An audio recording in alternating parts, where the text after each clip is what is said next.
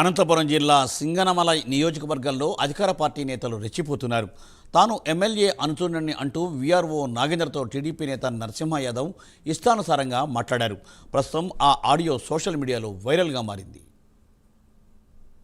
ఏం కాదులే చెప్పునా CA sir ఏమంటాడంటే నా స్థాయిలో నీకు చెప్పకూడదు కదా అన్నా బొమ్మను అని చెప్తున్నాడు.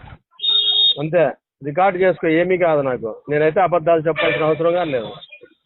ఎమ్మెల్యే గారు రైట్ హ్యాండ్, నేను ఎమ్మెల్యే గారు చెప్పింటేనే చేస్తాను. నువ్వు రికార్డ్ చేస్తున్నావు తెలుసు, అయినా నేను చెప్తున్నాను.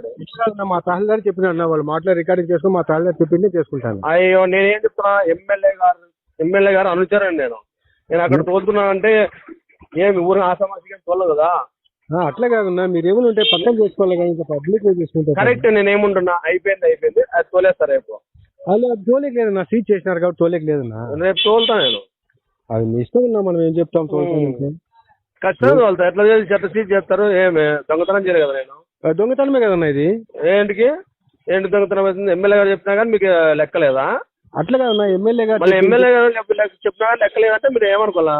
అట్లా ఆసామాసి అనుకుంటారా? ఎమ్మెల్యే గారు పెద్ద వాళ్ళతో మాట్లాడుకోలేదు కానీ మాదే.